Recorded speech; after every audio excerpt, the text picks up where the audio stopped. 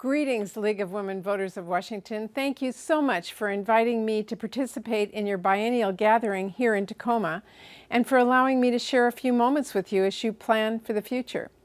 It is so fitting that this year's conference kicks off a year-long celebration of the women's suffrage movement in honor of the upcoming 100th anniversary of the ratification of the 19th Amendment, the addendum to our Constitution that more than 100 years after the founding of our nation finally gave women the power to exercise the most fundamental right of our democracy, the right to vote.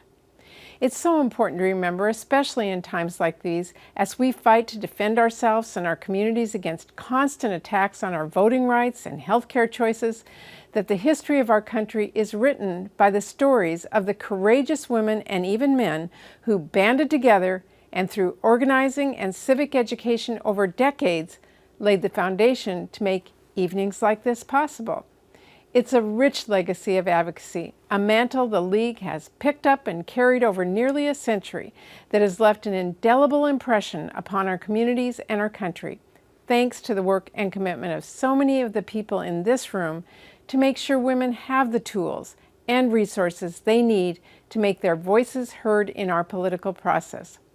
From your efforts to champion legislation at the state and federal levels that strengthens voting laws and protects access to democracy, to your dedication to civics education and your perennial voter service work that provides ballot information to voters across the state, empowering people to exercise their right to vote.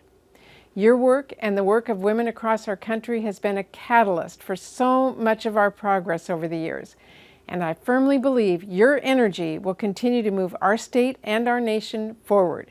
It's an energy I saw on display calling for change at 2017's inaugural Women's March and the marches in 2018 and earlier this year.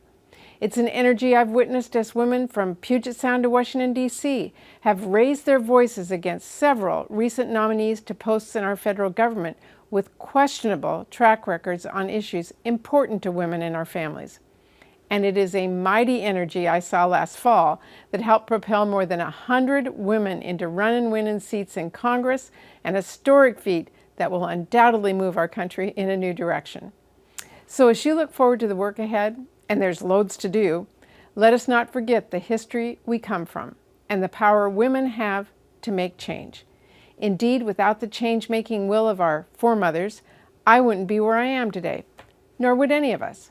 And it's up to all of us to make sure we leave an even better, more equal world for our daughters and granddaughters. So please keep up the outstanding work. League of Women Voters of Washington, and as a voice for our state, know you will always have a partner in me. Cheers.